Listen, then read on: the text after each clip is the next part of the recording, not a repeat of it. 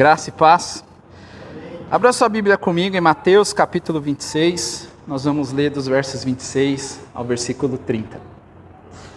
Nós vamos celebrar a ceia do Senhor, o momento em que o Senhor nos permite estar à sua mesa, para juntos relembrarmos daquilo que Ele fez em nosso lugar, em nosso favor, nos aproximando de Deus Pai novamente, removendo a inimizade que existia entre nós e Deus. Sim, é um momento de comunhão, meus irmãos. E aqui nessa passagem que nós vamos ler, Jesus está reunido com os discípulos, ressignificando esse momento. E daqui ele vai sair para ser condenado, para ser julgado, para ser morto e ressuscitará no terceiro dia. Vamos ler a palavra de Deus? Diz assim, Mateus 26, dos versos 26 a 30, diz assim: Enquanto comiam, Jesus pegou um pão e, abençoando-o, partiu e deu aos discípulos, dizendo: Tomam, comam, isto é o meu corpo. A seguir, Jesus pegou um cálice e, tendo dado graças, o deu aos seus discípulos, dizendo: Bebam todos dele, porque isto é o meu sangue, o sangue da aliança, derramado em favor de muitos, para a remissão de pecados. Digo a vocês que desta hora em diante, nunca mais beberei deste fruto da videira, até aquele dia em que beberei com vocês o vinho novo no reino de meu Pai. E tendo cantado o hino, saíram para o Monte das Oliveiras. Que nós possamos participar desse momento com o coração agradecido, pelo fato de que o nosso Senhor, Ele veio a esse mundo, Ele assumiu a nossa dívida, e Ele nos perdoou por meio da sua obediência perfeita, da sua morte e ressurreição. Esse texto, meus irmãos, particularmente eu gosto muito porque ele também nos traz uma promessa, uma esperança, que Jesus fala que não beberia mais do fruto da videira, até que ele beberia novamente conosco no reino de seu Pai. Então, esse momento em que vamos celebrar, ao mesmo tempo que estamos aqui relembrando daquilo que Cristo fez, estamos pregando para nós a obra vicária de Cristo, também estamos anunciando para aqueles que não professam Cristo Jesus, é uma mensagem também de condenação para aqueles que não creram, para aqueles que ainda não se renderam a Jesus Cristo. Mas também temos a esperança de que um dia, quando o Senhor voltar, estaremos com Ele. Então, que esse momento da ceia, quando você estiver aqui, ou você estando aqui, celebrando juntamente com seus irmãos, que seu coração seja preenchido pela alegria que vem dos céus, porque você não está firmado em uma esperança terrena, você não está firmado em palavra de homens. A palavra do Senhor é a promessa de Jesus, é aquilo que Ele fez por nós na cruz do Calvário. A ceia deve ser celebrada por nós com muita alegria. Nós precisamos sempre valorizar o momento em que estamos aqui reunidos como igreja. Vamos estar juntos no mesmo lugar no dia que Jesus voltar. Não vamos estar em lugar diferente, não é o nosso desejo. Nós vivemos nessa terra e peregrinamos nessa terra e ler textos que nos apontam para algo maravilhoso que fazemos aqui, que reverbera para a eternidade. É motivo de alegria e também nos enche o coração de esperança. Sabemos que por mais que a gente viva coisas terríveis desse lado da eternidade, o Senhor tem guardado nossas vidas e nos preservado para chegarmos fiéis no dia final. Meus irmãos, você que está aqui, você que é membro dessa igreja, você que é batizado, você pode participar desse momento. Estendemos também para você que não faz parte dessa igreja, mas você é batizado, está em comunhão com a sua igreja, você pode participar. E aqueles que estão ali na classe de novos membros, que estão se preparando, a gente pede para aguardar um pouco, porque nós temos esse cuidado e queremos que você participe desse momento bem consciente daquilo que você está fazendo, bem consciente daquilo que significa a ceia do Senhor para a igreja, para o corpo de Cristo. Você vai receber os elementos nas suas mãos e você aguarde para que a gente possa celebrar a ceia juntos.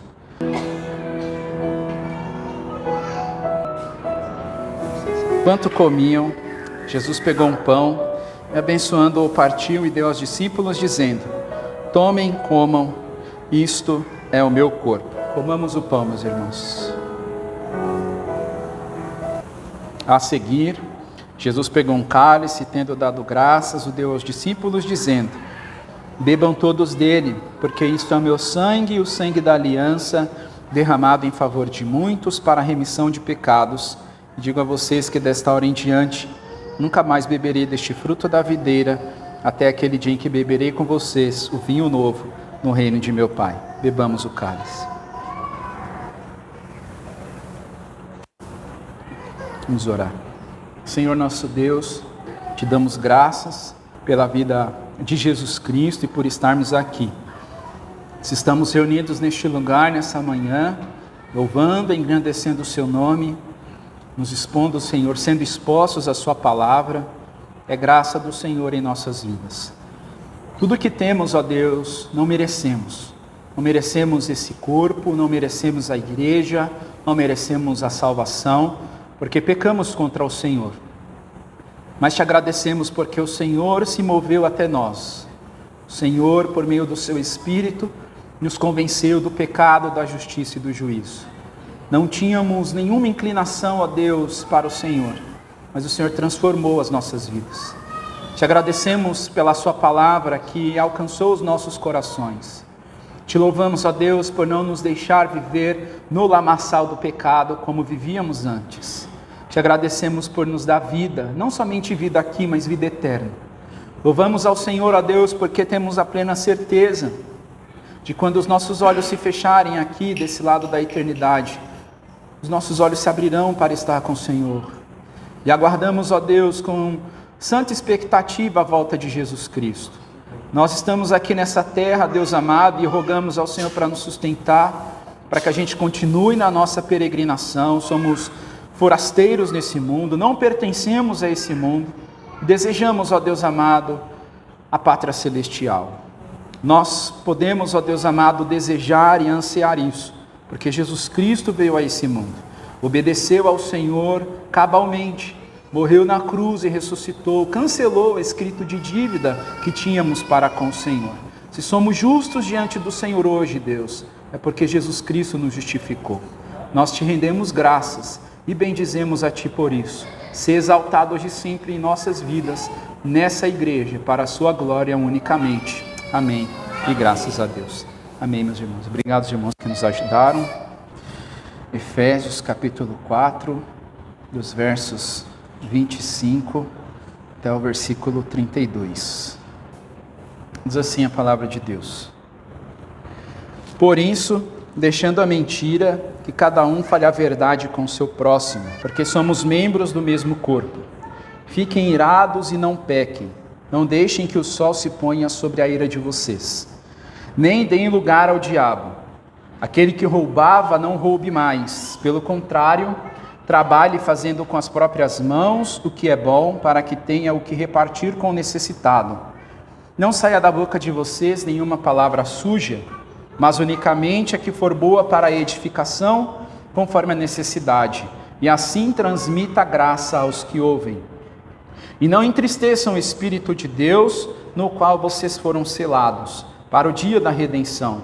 Que não haja no meio de vocês qualquer amargura, indignação, ira, gritaria e blasfêmia, bem como qualquer maldade. Pelo contrário, sejam bondosos e compassivos uns para com os outros, perdoando uns aos outros, como também Deus em Cristo perdoou vocês. Vamos orar mais uma vez. Pedimos a Deus, ao Senhor, que nos conduza nesse tempo de meditação e que a graça do Senhor continue em nossas vidas e que cresça para a sua glória. Rogamos para que o Senhor possa desvendar os nossos olhos, para que a gente contemple as maravilhas da sua lei. Rogamos ao Senhor, a Deus, que fale ao nosso coração, em nome de Jesus. Amém. O que é viver em santidade? Você pode se perguntar. Eu sou santo? Quando as Escrituras dizem que preciso ser santo como Deus é santo, que as Escrituras estão pedindo de nós, o que é pedido, o que é esperado de nós. De fato, quando nós nos voltamos para as Escrituras, para o Evangelho, nós percebemos que a vida que é requerida de nós como novas criaturas é de um alto padrão. Mas não é um alto padrão impossível de se alcançar se vivermos de acordo com as Escrituras Sagradas. se vivermos sob a liderança do Espírito. Um fato que pode dificultar a nossa vida em santidade são os nossos próprios desejos, meus irmãos, os nossos ímpetos, as nossas inclinações. Nós sabemos que em nós existem desejos, vontades que não glorificam a Deus, mas que vez ou outra a gente não consegue, talvez, se permanecer firme da maneira que deveríamos e cedemos a esses desejos, a essas vontades e pecamos contra Deus.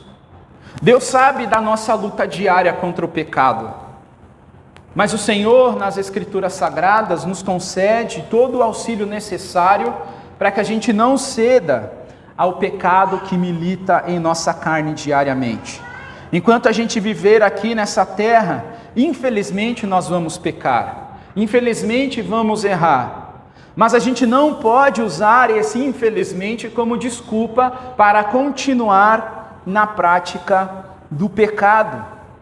Daí então a necessidade de retornarmos às Escrituras, de estarmos com os nossos olhos abertos para a palavra de Deus, para que todas as vezes que o Espírito de Deus nos mostrar algo que não agrada, por meio do Senhor, através do Senhor, pela capacidade que Ele nos dá, nós consigamos então lutar contra o pecado e abandonar essas práticas que não glorificam o nosso Deus. Nós sempre ouvimos aqui que as nossas práticas condizem com o que cremos. Se nós falamos, se nós anunciamos que cremos em Cristo, que dependemos de Cristo, que o nosso Senhor é Cristo, então as nossas práticas têm que condizer com o que nós falamos.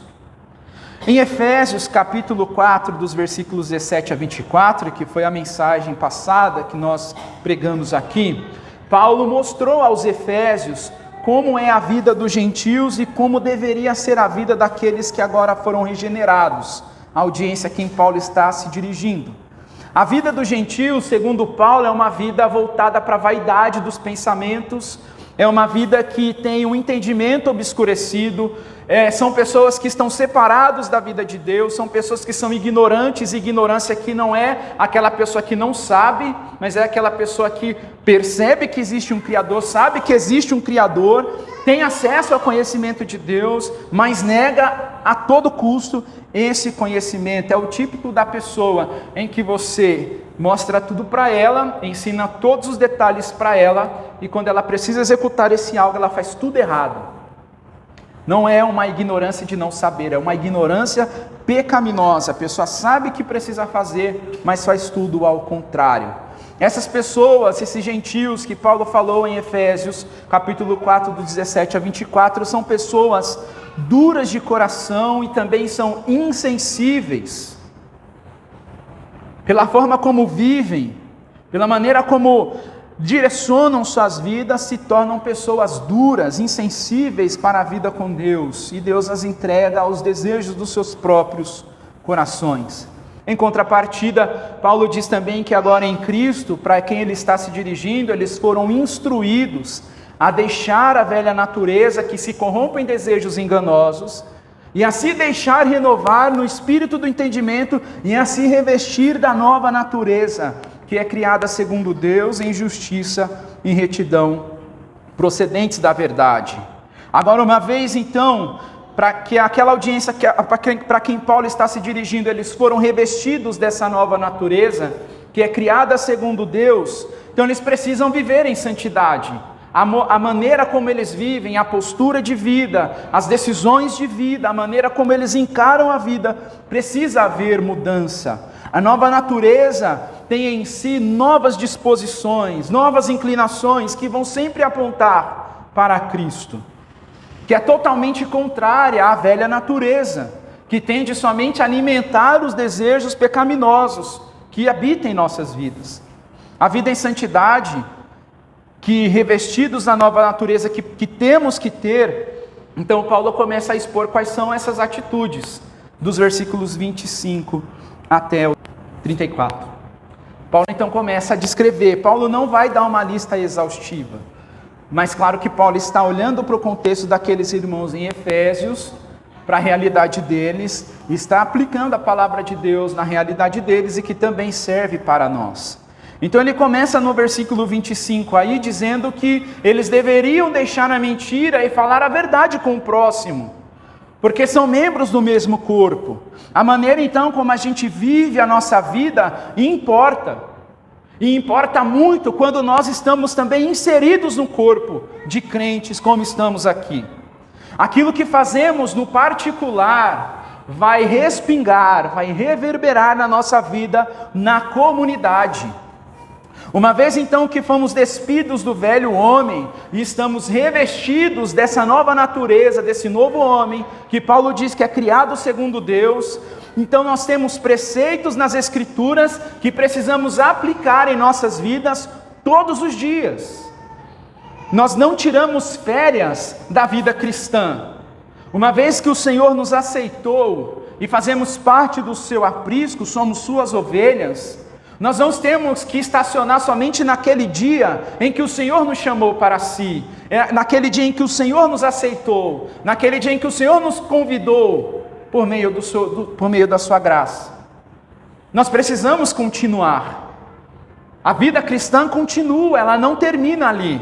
Ali é o início, e ela precisa seguir, ela precisa continuar.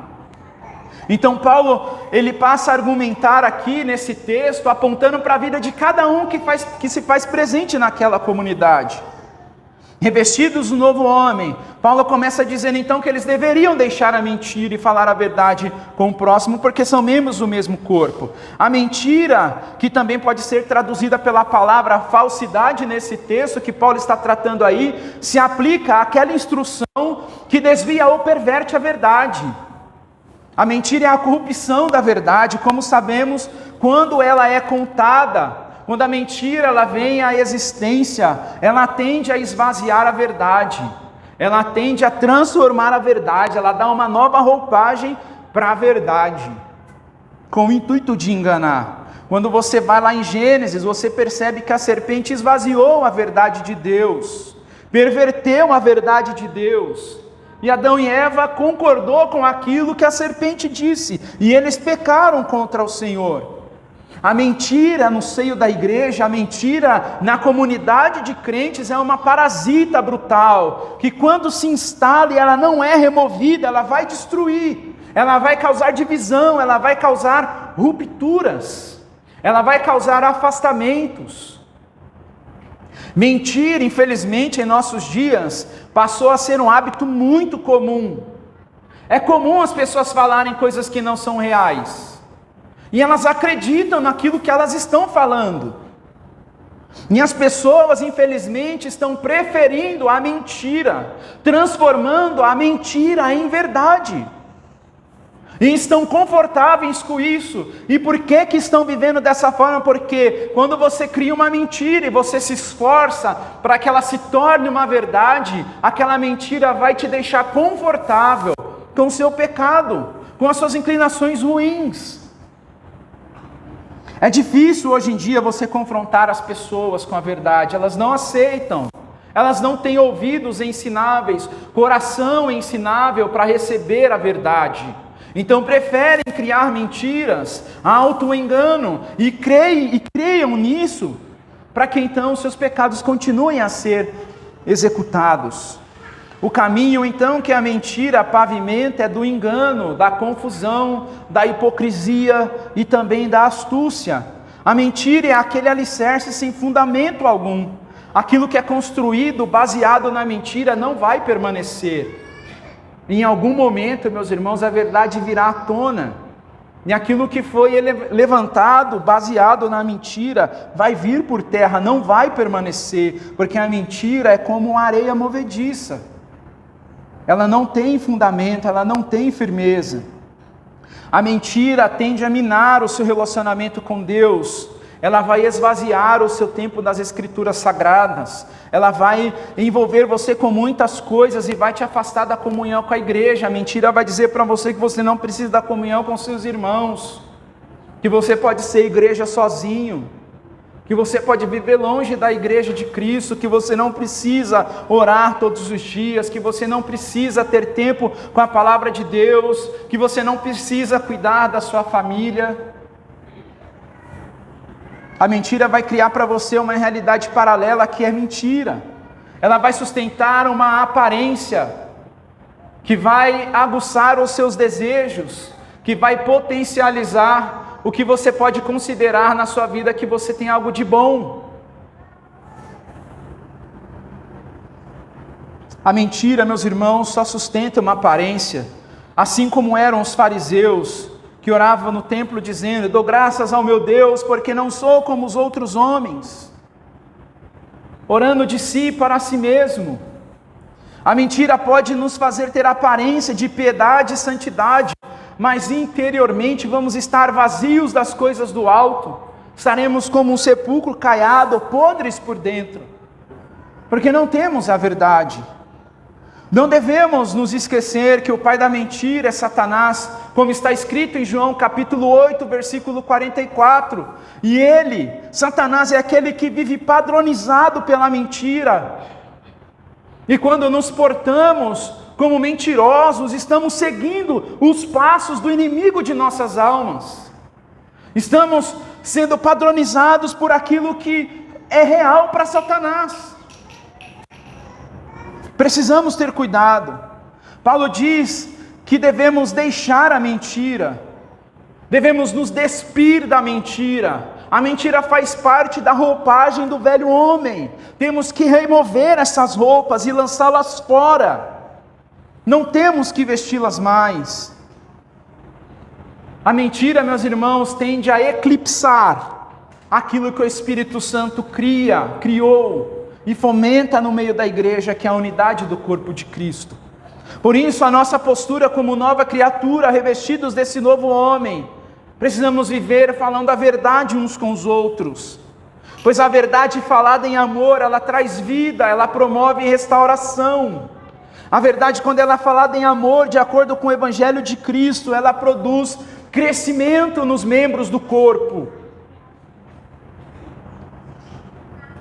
Muitas vezes, por falarmos a verdade, alguns cortes serão necessários, porque a verdade pode agir como um bisturi, mas é necessário muitas vezes abrir alguns tipos de cortes, para que a saúde da igreja permaneça. Mas ao mesmo tempo que a verdade do Evangelho abre cortes, abre feridas, Ele mesmo produz a cura, Ele mesmo produz a restauração. Por isso que precisamos falar a verdade.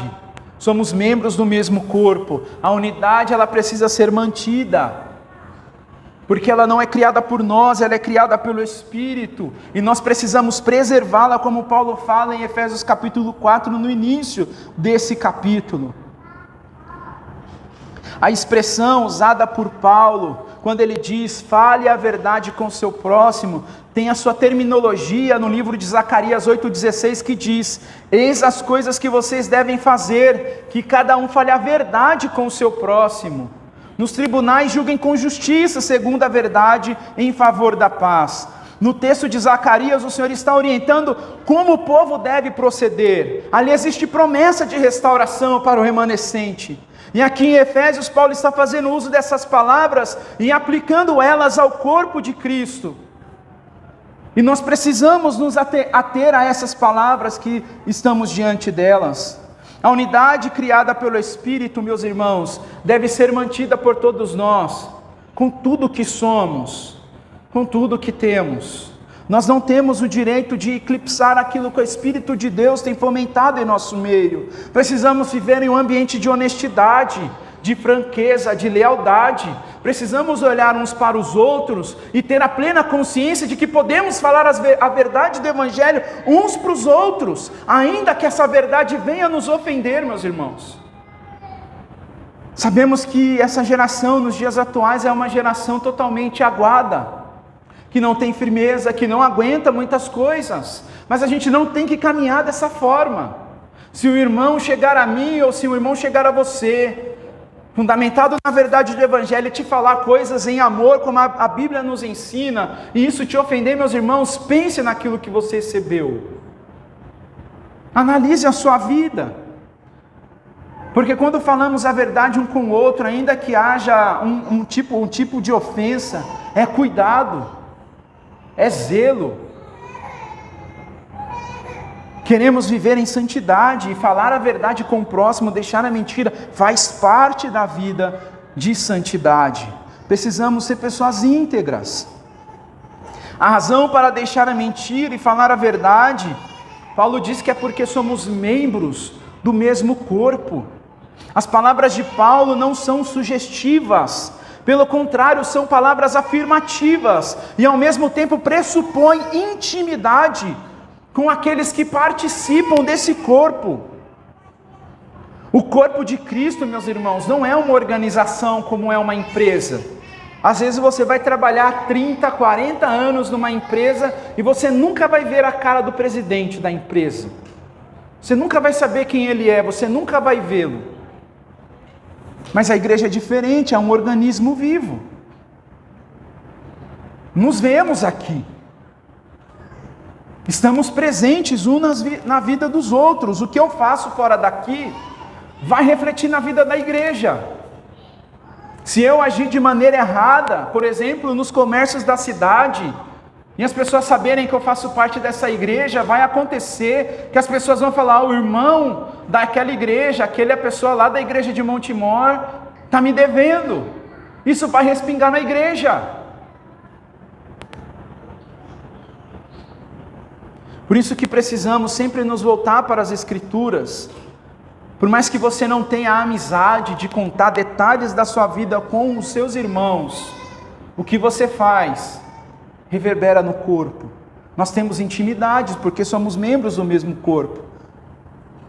Em uma organização, muitas vezes não temos relacionamento com todo mundo, mas na igreja a gente se conhece, a gente está junto, congregamos juntos. Quando falamos do corpo de Cristo, a questão é outra, pois estamos inseridos em um organismo vivo e dependemos uns dos outros. Não fomos criados e enxertados no corpo para vivermos em solidão, para termos uma carreira cristã sozinhos. Precisamos uns dos outros. Se nós nos afastamos, se nós abdicamos da vida da igreja, nós vamos perecer. Há um grande risco disso acontecer. Precisamos estar aqui. Às vezes vai bater alguma coisa ou outra, mas precisamos ser, meus irmãos, maduros o suficiente para resolvermos as nossas questões. Não podemos, meus irmãos, de forma alguma abrir mão daquilo que o Senhor criou e nos inseriu e nos faz viver, que é o corpo de Cristo, que é a igreja.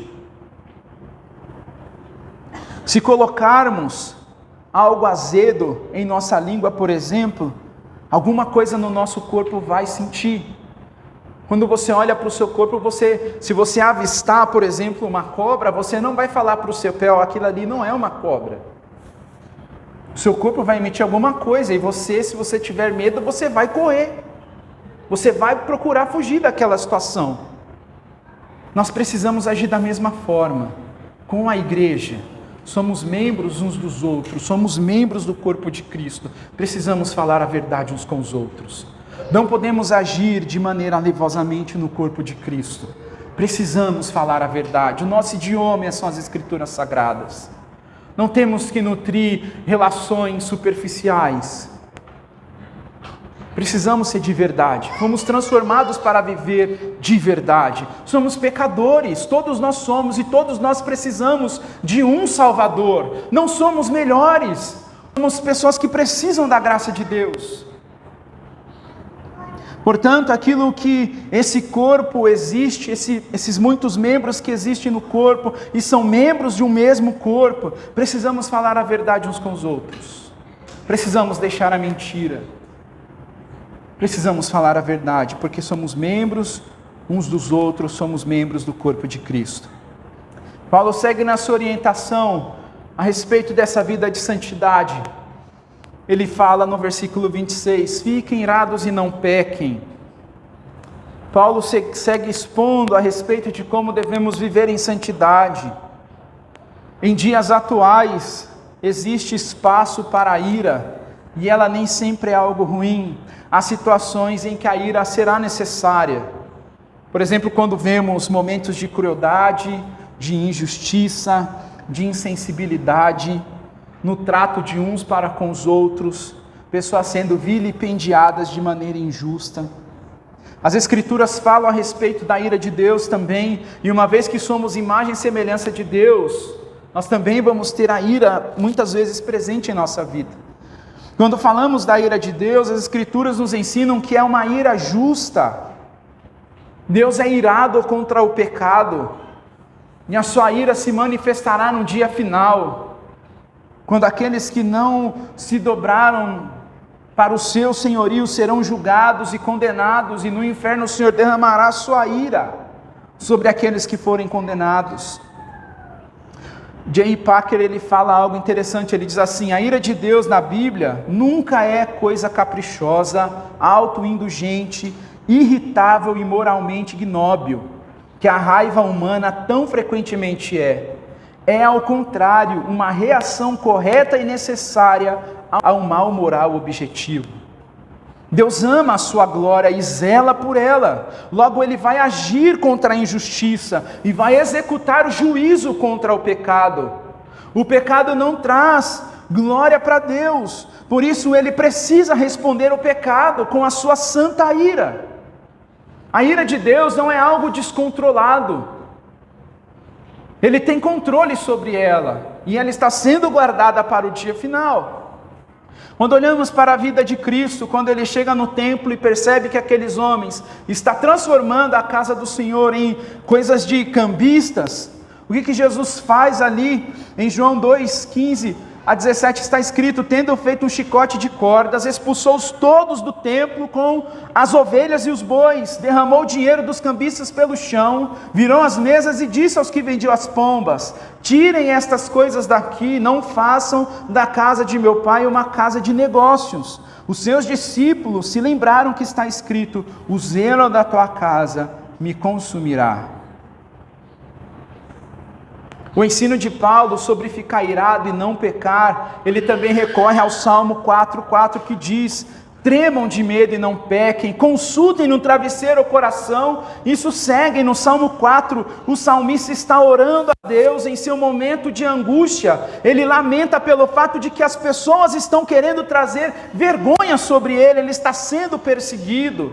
Mas mesmo nesse cenário de perseguição, ele se mostra confiante em Deus. E no versículo 4 do Salmo 4, essa expressão tremer de medo está relacionada a tremer de raiva. É quando a pessoa está agitada, inquieta, e ele está instruindo essas pessoas com que ele está se dirigindo para ficarem irados e não pecar. Em outras palavras, o salmista está dizendo para eles guardarem a ira para si e terem controle sobre ela. Paulo está ensinando os efésios, inspirados pelo Espírito Santo, onde a ira não é proibida, mas ele alerta algo em relação à ira. Ele alerta em relação ao pecado, que pode ocorrer quando a ira se faz presente. De acordo com o ensino de Paulo, é possível se irar e não pecar. O problema é que quando nós, como seres humanos, nos iramos, a ira nos controla, ela nos domina. E nós tendemos a ter um comportamento explosivo e ofensivo. O alvo, então, quando nós somos dominados pela ira e temos um comportamento explosivo e ofensivo, não é simplesmente julgar a atitude errada, mas é trazer alguma coisa ruim para a pessoa. É trazer deméritos para a pessoa. E quando nós somos tomados pela ira, quando somos inflamados pela ira, nós descarregamos toda a amargura do nosso coração. Não tratamos o erro, mas ofendemos as pessoas, machucamos os nossos irmãos, magoamos os nossos irmãos, quando damos vazão para a ira e não agimos de forma correta. Uma coisa, meus irmãos, que nós precisamos pensar com respeito à ira, é que com os nossos pecados, a gente não às vezes trata com o mesmo rigor que nós tratamos o nosso irmão, quando iramos contra ele. Você já se tratou com a devida ira quando você erra, quando você peca contra Deus? A mesma ira que às vezes você dispensa na vida do seu irmão, você já se dispensou, você dispensou a sua ira sobre si. Nós somos compassivos conosco. Mas quando alguém faz algo que nós não gostamos, nós nos iramos contra ela e pagamos com uma moeda a mais, ferindo, machucando, causando mágoa. Essa ira não é permitida. A ira que Paulo está ensinando que tem espaço para acontecer é aquela ira contra o pecado, que no seu equilíbrio, na sua racionalidade, ela tende a confrontar o pecado. No corpo de Cristo não há espaço para mimimi, meus irmãos. Nós não podemos ser igual a essa sociedade aguada, que não aguenta ouvir certas verdades. Nós precisamos ser confrontados uns pelos outros. A ira não deve ter controle sobre as nossas emoções, pois ela irá nos dominar e nós nos descontrolaremos e vamos causar desarmonia no corpo de Cristo, que nós não podemos fazer isso. E a comunhão no corpo de Cristo será afetada. A ira permitida pelas Escrituras é aquela que se acende pelo zelo, pela glória de Deus, em manter o corpo saudável e sadio. Explosão motivada pela ira não vai mudar a pessoa. Você não vai convencer a pessoa pela força do seu braço. Quem vai transformar a pessoa é o Espírito de Deus. Quem vai mudar a pessoa é a palavra de Deus. Por isso que se você ficar irado contra o seu irmão, seja sensato, seja equilibrado, seja racional. Avalie os motivos pelos quais você ficou irado. E então converse com o seu irmão, em um ambiente pacífico. E o confronte com aquilo que ele está fazendo que é pecado. Para que então a comunidade, para que então a unidade do corpo seja preservada. Quando Paulo diz que não devemos deixar o sol se pôr sobre a ira, ele está dizendo que a causa da ira deve ser resolvida. Ela não pode ser escondida, ela não pode ser suprimida. Se for preciso conversar com o irmão para resolver algo, devemos fazer isso. Se é necessário perdão mútuo, então devemos fazer isso. Quando se perdoa genuinamente, todos são beneficiados. E as feridas que foram abertas, elas são curadas. A ira não deve ser algo permanente, ela tem que ser temporal. Ela não pode permanecer. Ela não pode ser permanente, mas ela tem que ser temporária, controlada e resolvida. Temos que controlar a ira, porque não controlar a ira, dar lugar à ira, estaremos dando lugar ao diabo. O inimigo de nossas almas está ao nosso derredor, bramando como um leão, buscando uma oportunidade para causar no seio da igreja, para trazer destruição às nossas vidas. Então, quando cultivamos a ira em nosso coração, e ela começa a crescer, ela passa a ser um sentimento de rancor, de amargura, de ressentimento. E aí então nós estamos fornecendo ao inimigo de nossas almas oportunidades. E o que o inimigo vai fazer? Incitar-nos contra o nosso irmão, contra aqueles que o Senhor tem colocado diante de nós. E a probabilidade de nós darmos lugar à ira para atingir o nosso irmão, para humilhar, para difamar, é muito grande.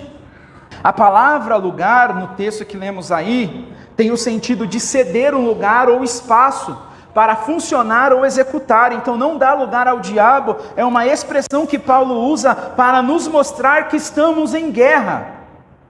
Satanás está esperando uma oportunidade, ele vai incitar as coisas para tentar cavar essa oportunidade. Ele fez isso com Adão e Eva, incitando-os ao pecado. Ele fez isso com Davi, quando ele incitou Davi a fazer o censo do povo. Está escrito em 1 Crônicas 21:1. O diabo, meus irmãos, é alguém que não está firmado na verdade, ele mente. Ele é o pai da mentira. E ele trabalha insistentemente para propagar mentira e engano. Uma vez que Satanás conquista então uma oportunidade, ele vai distorcer qualquer tipo de verdade.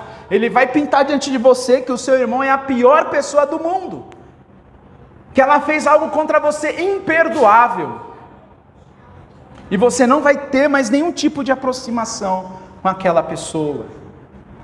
Então o corpo de Cristo começa a ter rupturas, começa a ter rachaduras, e ele só precisa de uma fresta, ele não precisa da porta inteira aberta.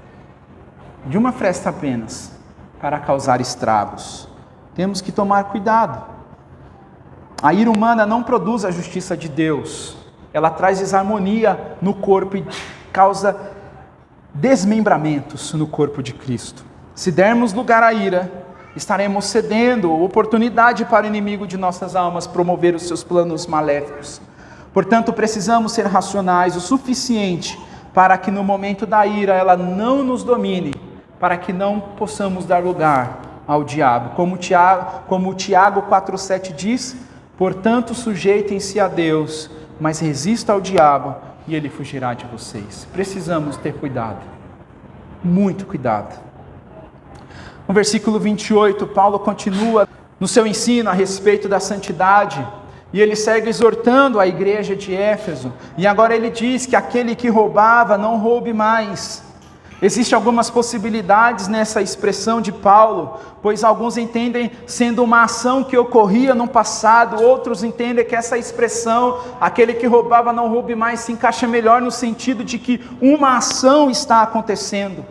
A palavra roubada no grego para esse texto é klepton, e o tempo verbal dessa palavra é particípio presente ativo, ou seja, nesse sentido, Paulo não está apenas se referindo àquele que roubou, por exemplo, mas está se referindo à pessoa que rouba. É como se Paulo falasse assim, que o ladrão não roube mais, que o ladrão não furte mais. O que dá mais força para ser uma expressão no presente é a expressão que Paulo usa nesse verso, não roube mais, que é uma indicação de algo que está em andamento. Essa expressão usada por Paulo, meus irmãos, expõe algo daqueles dias onde possivelmente muitas pessoas, quando chegavam em determinados momentos em que não conseguiam ter rendas, não conseguiam sustentar as suas famílias e nem a si próprios, por conta da economia, por conta das dificuldades daqueles dias, então elas se voltavam ao roubo, às práticas de furto, para ter alguma coisa para com que viver, para ter sustento em suas vidas. A ordem de Paulo, agora para aqueles irmãos que foram revestidos do novo homem, é para que não roubassem. É como se o machado na raiz está ali para ser usado, e mexe com toda a árvore, mexe com toda a estrutura. Se muitos usavam de roubo como um meio de se manter no momento da adversidade, Paulo está falando, não pode mais. Porque roubar faz parte da velha criatura. Não pode mais existir essas práticas de roubo entre vocês. Ao falar do roubo, Paulo está usando aqui Êxodo 20:15, onde nos 10 mandamentos está escrito, não furtarás, não devemos roubar. O roubo, meus irmãos, abre feridas no meio da igreja. E roubar não se relaciona somente com questões que podem ser julgadas e punidas com rigor da lei, mas também se relaciona com coisas que são feitas no secreto. Toda ação que nos leva a se apropriar de coisas que não nos pertencem, estamos agindo com o roubo, com o furto. Se nós nos apropriamos, por exemplo, de uma caneta que não é nossa, nós estamos praticando o roubo. Se nós fazemos uso de programas piratas em nossos computadores, porque o programa original é caro, isso não é roubo. Se estamos nos apropriando de qualquer coisa de forma ilícita, estamos pecando contra Deus. Quando a empresa nos paga para algo, e usamos esse tempo para realizar atividades próprias, porque estamos insatisfeitos, porque não somos reconhecidos, porque o chefe é injusto, porque as pessoas não nos reconhecem, também estamos roubando, porque estamos recebendo algo que não estamos produzindo. Se nós nos apropriamos das coisas uns dos outros aqui de maneira ilícita, estamos roubando uns aos outros, e essa prática não deve existir no meio da igreja. Há inúmeras formas de roubar, mas todas elas caracterizam pecado. Não fomos criados para roubar. Quando olhamos para a criação, vemos que ela se doa, ela produz e ela se doa, e nós consumimos todas as coisas da criação. Quando olhamos para a boa criação de Deus, ela está sempre se doando, sempre compartilhando. Precisamos nos lembrar então que também fomos criados para andar em boas obras. E roubar não está incluído em boas obras. As Escrituras afirmam em 1 Coríntios 6,10 que os roubadores não herdarão o reino dos céus. Então a solução que Paulo apresenta para combater o roubo é não roubar mais, mas não para por aí. Ele fala que trabalhe fazendo com as próprias mãos o que é bom, para que tenha o que repartir com o necessitado.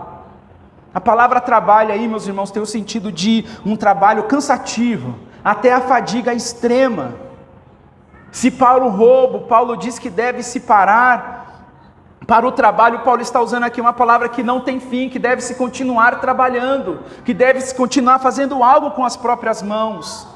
Eles deveriam se ocupar com aquilo que é honesto, com aquilo que é útil, de maneira a ganharem o próprio sustento, para que não roubem mais, para que evitem esse pecado. Trabalhar honestamente nesse mundo caído é cansativo, nós sabemos disso.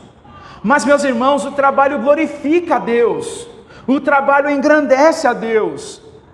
Como nova criatura que somos, as implicações disso devem nos moldar. Temos que olhar para as Escrituras Sagradas e ser moldados por ela. Ainda que de uma forma, pode ser que o trabalho seja duro, pesado, desagradável. Não devemos usar a situação do pesado, desagradável para roubar. Trabalhe com aquilo que o Senhor está te dando nas mãos. Seja fiel com aquilo que o Senhor está te acrescentando, meus irmãos. Aquele que rouba, se apropria de algo que não lhe pertence. Ele não se esforçou honestamente para ter aquilo. Contra isso, Paulo diz que precisamos trabalhar com as próprias mãos, no sentido de que agora, como somos novas criaturas, precisamos fazer algo honesto. Precisamos fazer algo útil. E parar de se apropriar de coisas ilícitas. E então, através do trabalho, ter as coisas que glorifica a Deus. Outro ponto é que não devemos ser ociosos, como estavam, por exemplo, sendo os crentes lá em Tessalônica, que por acreditar na iminente volta de Cristo, eles não estavam trabalhando mais, estavam vivendo de forma desordenadas, sendo ajudados pelos outros enquanto podiam trabalhar. E Paulo ordena que eles trabalhassem e comessem então do próprio pão. Isso está em 1 Tessalonicenses 3, de 11 a 13. Além do trabalho honesto, onde a pessoa terá renda para se sustentar e manter a sua família, Paulo nos ensina que não temos que trabalhar somente para nós. Temos, meus irmãos, também que compartilhar, assistir e cuidar daqueles irmãos que estão em necessidade. Trabalhar de forma honesta, que só visa o próprio bem, não é algo sadio de acordo com as Escrituras. Fomos criados para andar em boas obras, e está englobado nessas boas obras, dispor de ganhos que o Senhor nos dá para atender às necessidades uns dos outros, no seio da igreja. Dispor parte dos ganhos que o Senhor nos dá para assistir os nossos irmãos em necessidade, é esperado de nós. Quando nós fazemos isso, meus irmãos, nós estamos de certa maneira ensinando para os nossos irmãos em necessidade que eles não precisam se enveredar por caminhos que os levem a práticas de roubo, por exemplo, porque a igreja está cuidando, estamos zelando uns pelos outros e estamos evitando qualquer tipo de atitude de pecado, estamos nos cercando com aquilo que a palavra de Deus espera e ensina de nós. Quando Paulo faz uso da palavra compartilhar ou repartir, a ideia de Paulo aqui é evitar extremos. Em outras palavras, uma vez que o Senhor está nos concedendo ganhos, não temos que reter tudo para nós e não temos que dar tudo, precisamos ser equilibrados. Se todos nós, meus irmãos, fazermos um pouco, todo mundo será assistido. E Paulo não está falando de quantidade, porque a nossa cabeça monetária muitas vezes pode pensar, eu não vou doar R$5 porque é muito pouco, eu quero doar 100. Eu não vou doar R$100 porque é muito pouco, meus irmãos, isso não é real. Quando você faz segundo as suas forças para glorificar a Deus, isso eu creio que redunda em glória ao nosso Deus. Se todos nós fazermos conforme o Senhor nos permite fazer, todos nós seremos assistidos. As necessidades da igreja serão assistidas de melhor maneira. Precisamos colocar aquilo que o Senhor nos dá para propagar o reino de Deus. A igreja do primeiro século vivia dessa forma. E precisamos viver dessa forma também. Cuidar melhor da nossa igreja, cuidar melhor dos nossos irmãos. Estar atento às necessidades uns dos outros. E manter uns aos outros aqueles que têm necessidade. Paulo continua dizendo que da nossa boca não deve sair nenhuma palavra suja.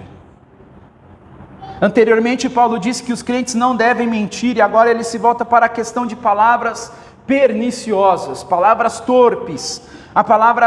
O sentido da palavra suja, no texto traz sentido, consigo a ideia de algo que não está em boas condições, algo que se encontra deteriorado, é algo inútil e defeituoso que não serve para nada, a não ser para ser descartado. Palavra suja ou torpe é como peixe podre, que quando ele está no lugar, o seu cheiro se exala por todo aquele ambiente. Todo mundo sente, de longe sente o cheiro do peixe podre. A palavra suja não necessariamente se aplica somente com palavras obscenas, mas aquilo que falamos com o objetivo de ferir as pessoas, de machucar as pessoas, também se enquadra em palavras perniciosas. Quando achamos que temos direito de alguma coisa e usamos o nosso direito para ferir alguém, jogar na cara das pessoas, estamos usando de palavras perniciosas, porque não está promovendo edificação. Uma coisa, meus irmãos, é ofender ao outro irmão com a verdade do Evangelho, em amor. Outra coisa é você sentar no seu direito de justiça e usar a verdade como uma forma de causar sincericídio e destruir a vida do irmão, maltratar a vida do irmão porque você se sentiu ofendido. Não é sadio fazer isso como corpo de Cristo. Não devemos nos ocupar com falatórios profanos que só tendem a fazer com que a impiedade aumente. As nossas palavras não podem ser faladas para causar grupinhos e separações, para causar panelas no meio da igreja. Panela não vai para o céu. O que vai para o céu são homens e mulheres redimidos, pessoas que estão em comunhão em Cristo Jesus.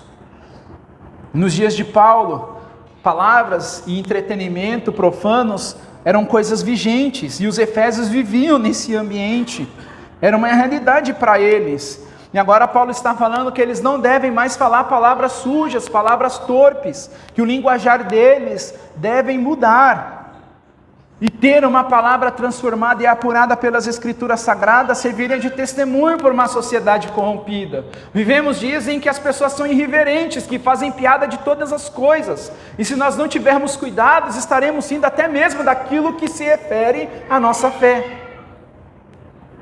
Porque vamos entrando nesses caminhos e vamos achando que é o novo normal. E não podemos, meus irmãos, enveredar pelo caminho desse mundo. O nosso linguajar precisa ser diferente. As nossas palavras, elas precisam ser temperadas com o Evangelho de Cristo. Precisamos não falar palavras torpes. A palavra suja, além de poluir todo o ambiente em que ela é falada, também traz efeitos negativos ao que ouvem.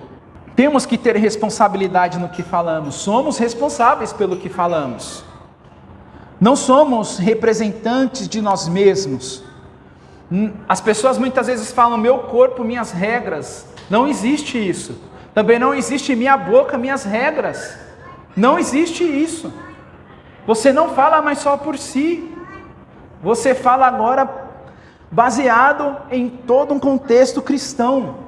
Você agora você é um representante do reino de Deus. Se as suas palavras não forem sadias, que glória você levará ao seu Senhor? Nenhuma. Então nós não devemos emprestar as nossas bocas, as nossas línguas, para coisas podres, para as coisas ínfames. Não devemos nos ofender. Devemos demonstrar a real transformação daquilo que Cristo fez em nós por meio do Evangelho. Paulo diz que devemos falar palavras que edifiquem. Devemos ser pessoas que falem de maneira a beneficiar aqueles que estão nos ouvindo, ainda que essa palavra do Evangelho possa ofender. Colossenses 4,6 diz que a palavra dita por vocês seja sempre agradável, temperada com sal, para que saibam como devem responder a cada um. Nem sempre beneficiar os irmãos será concordar com eles. Hoje as pessoas estão se voltando a guetos, querendo se reunir somente com pessoas que falam a mesma língua, pessoas que pensam iguais. Mas na igreja é diversidade. Em algum momento vamos pensar diferente, mas isso não é motivo para a separação. Todos nós precisamos de um Salvador e precisamos nos ver pela ótica da cruz. Porque aí quando nós nos vemos pela ótica da cruz, vamos perceber que não somos merecedores da graça. E vamos trabalhar juntos para que Deus seja glorificado. Nossa palavra não deve ser depreciativa, mas deve sempre aprontar o nosso irmão para Cristo, o encorajar na vida cristã, o exortar em todo o tempo. Falar conforme a necessidade tem relação com suprir aquilo que está faltando. Logo, sempre que falarmos, temos que ser coerentes. Precisamos ter ciência que o corpo de Cristo precisa ser edificado e não destruído, que a unidade precisa ser preservada e não rachada. Transmitir graça aos que ouvem aponta para o fato de que a nossa palavra deve contribuir para o nosso irmão que está peregrinando, vivendo de maneira a desenvolver a sua salvação em Cristo Jesus, nosso Senhor. Caminhando para o final, meus irmãos, Paulo segue dizendo que não devemos entristecer o Espírito Santo. E Paulo atribui ao Espírito Santo aquilo que muitas vezes sentimos que é tristeza, indicando então que o Espírito de Deus é uma pessoa e não somente uma força. A falta de santidade na vida do crente entristece o Espírito de Deus. Falar mentira, dar lugar à ira, roubar, usar de palavras torpes, isso é dar lugar ao diabo. E aonde o diabo está, o Espírito de Deus não vai habitar. E essas posturas entristecem o Espírito de Deus. A falta de santidade é um indício de que alguém está dando lugar a outra coisa. Antes de sermos habitados pelo Espírito, não tínhamos nada de bom. E quando olhamos para nós em si mesmos, não temos nada de bom. Mas se nós temos o desejo de adorar hoje, é porque o Espírito de Deus tem fomentado isso. E adorar a Deus é algo bom. Se desejamos orar, é porque o Espírito de Deus trabalha as nossas vidas para isso. Se desejamos aprender das Escrituras, isso é uma ação do Espírito. É Ele que faz isso em nós. Não temos isso de nós mesmos. Tantas coisas boas o Espírito de Deus tem produzido em nossas vidas. Nos convenceu do pecado, da justiça e do juízo. Mostrou para nós a graça de Deus. Então nós não temos que viver de maneira a entristecê-lo, porque nós fomos tirados de um lugar totalmente ruim, densas trevas, estávamos mortos em delitos e pecados. O que tínhamos de bom em nós? Nada. E só temos algo bom em nós porque o Espírito produz isso em nós e sustenta isso em nós. Se Ele não estivesse em nós, não teríamos nada de bom, e só temos algo de bom porque Ele faz. É dele para nós. Não é nosso.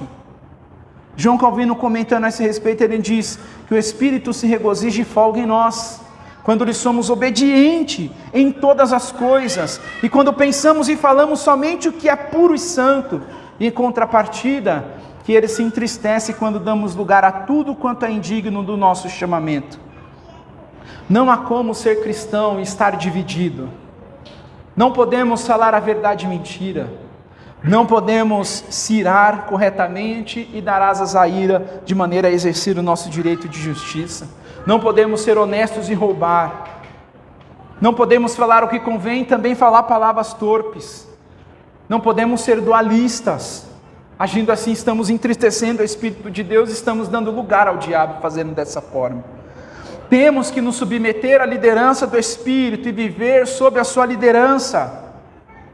Para que então possamos andar em santidade, temos que nos encher do Espírito, para que o fruto do Espírito seja presente em nossas vidas e ele cresça, como está escrito Gálatas 5, 22 e 23, que o fruto do Espírito é amor, alegria, paz, longanimidade, benignidade, bondade, fidelidade, mansidão, domínio próprio. Precisamos do Espírito para que esse fruto do Espírito seja desenvolvido em nossas vidas. O Espírito Santo, que é o nosso Consolador, enviado por Jesus, enviado por Deus Pai, que nos ajuda em todo momento, que intercede por nós com gemidos inexprimíveis. É esse mesmo Espírito que nos sela para o dia da redenção. Por meio do Espírito somos distinguidos daqueles que ainda estão em inimizade contra Deus, porque o Espírito de Deus é o selo que o Senhor colocou em nossas vidas, para que quando Cristo voltar e consumar todas as coisas, nós como propriedades do Senhor seremos resgatados. É Ele que nos difere do mundo, e nós não podemos viver entristecendo a pessoa do Espírito de Deus. Por fim, meus irmãos, Paulo diz que não deve haver entre nós, que não deve haver no seio da igreja nenhum tipo de amargura, nenhum tipo de indignação, nem ira, nem gritaria e blasfêmia, bem como qualquer maldade. Essas coisas só tendem a minar o que o Espírito Santo de Deus fomenta no meio da igreja e criou, que é a comunhão, que é a unidade, a vida da igreja. Amargura aqui tem o sentido de algo amargo. Quando você coloca algo na sua língua, aí é algo que arrepia você. E aqui nesse texto está algo relacionado a ressentimento. Aquele que vive amargurado sempre tende a disputar as coisas, nunca está contente com nada, sempre está em rivalidade com as pessoas, principalmente contra aquele que ele alimenta esse sentimento de ressentimento. Ele sempre quer estar por cima. Não se coloca sob a liderança de ninguém, principalmente dessa pessoa com quem ele alimenta ressentimento. Isso traz confusão e desordem. A indignação tem relação com uma fúria, e a ira aqui é algo um sentimento intenso, que muitos dizem que são palavras correlatas, pelo fato de designar a ira humana. E a gritaria tem o sentido de falar alto, e muitos atribuem aqui a gritaria a choro, a choradeira, como costumamos conhecer, é algo relacionado à má educação. E a blasfêmia nesse texto está relacionada ao falar de forma caluniosa do próximo, fazer uso de palavras abusivas. A amargura, meus irmãos, está relacionada com o posicionamento de alguém.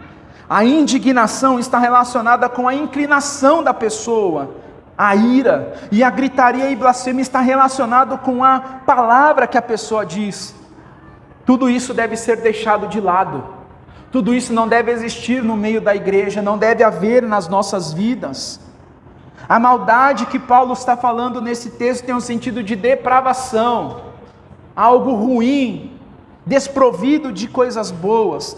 Todo aquele que perverte algo bom para realizar os seus propósitos maus, está agindo de maneira perversa, de maneira maldosa, de maneira irrefletida, meus irmãos. Essas coisas se tornam reais quando não vivemos sob a liderança do Espírito Santo, e essas coisas precisam sumir da vida da igreja.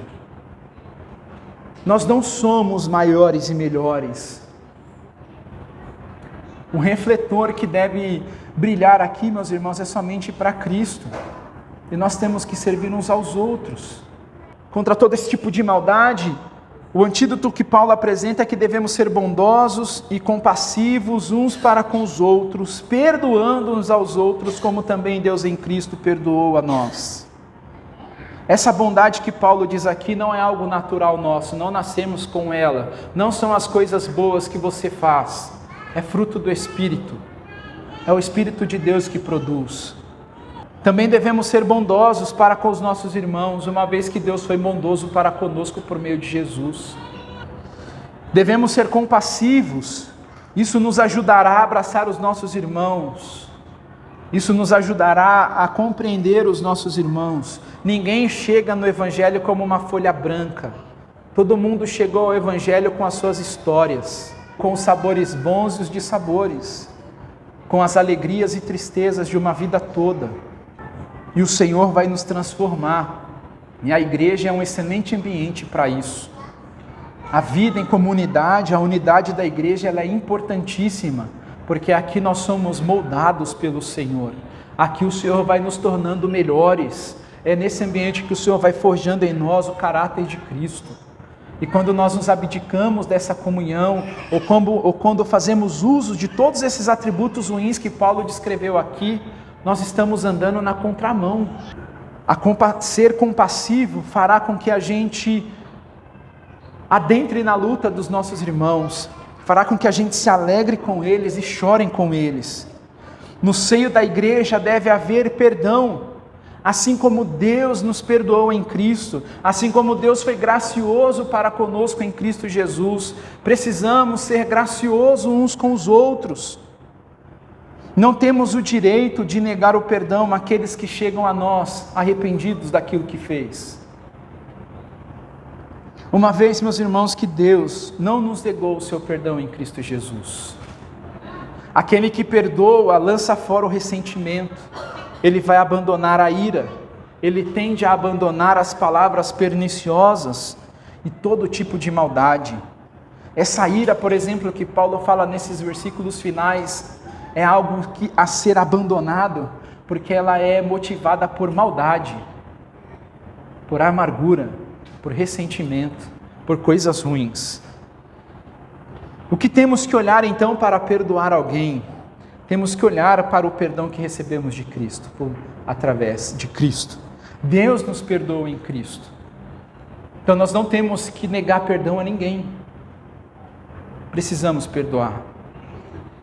Se há ressentimento entre nós, se há amargura entre nós, se há rupturas entre nós, se há palavras torpes entre nós, se estamos feridos por algumas coisas que aconteceram, nós precisamos, meus irmãos, resolver isso. Um ambiente pacífico. E pedir perdão ou perdoar e confrontar o irmão, mas a gente não pode caminhar com rupturas na comunhão que o Senhor criou por meio de Cristo. Na comunhão que o Espírito de Deus tem fomentado em nossas vidas. Portanto, a atitude que devemos ter de um para com os outros é a mesma que Deus teve por nós em Cristo Jesus. É assim que precisamos viver, como pessoas vestidas dessa nova natureza que Paulo fala aqui. É algo impossível de ser alcançado? Não é, meus irmãos. Se está escrito, é possível. Mas todos nós precisamos nos colocar sob a liderança do Espírito para não dar lugar ao diabo, mas para que o Espírito de Deus nos dirija segundo a sua vontade. Amém? Vamos orar? Deus amado, Deus santo, queremos te dar graças por sua palavra e glorificar o Senhor pelo tempo que nos deu aqui. Pedimos que o Senhor, Deus amado, nos ajude para que a gente possa, Senhor, viver em santidade, falar a verdade uns com os outros em amor, mandirarmos, ó Deus amado, não sermos inflamados pela ira, mas agirmos de maneira correta, a não dar lugar ao diabo, que das nossas bocas não saiam palavras torpes, mas só que for boa para promover edificação. Deus amado, que o Senhor trate os nossos corações, para que se há amarguras, para que se há, Deus amado, ira, indignação, para que se há, Deus amado, qualquer tipo dessas coisas que ouvimos aqui nessa manhã, que isso seja resolvido entre nós. Espírito de Deus, vença-nos, convença-nos, põe-nos de joelhos sob Cristo Jesus, que possamos nos humilhar, ó Cristo Jesus, sob as suas potentes mãos, que possamos reconhecer as nossas faltas, que possamos, ó Deus amado, buscar aquele irmão contra quem temos alimentado, Deus amado, qualquer tipo de sentimento que não glorifica o seu nome. E ajuda-nos a resolver as coisas, ajuda-nos a viver em unidade, em comunhão. Não fomos nós que criamos isso, é o Senhor quem criou e nos inseriu em tudo isso. E somos abençoados imensamente. Deus amado, que a graça do Senhor seja sobre nós e que o seu Espírito possa liderar nossas vidas e que o nome do Senhor seja glorificado em nós. É o que te pedimos, ó Deus, em nome de Jesus. Amém. Amém, meus irmãos. Que Deus os abençoe. Estaremos aqui novamente às 18 horas e na congregação às 17h30. Bom domingo a todos.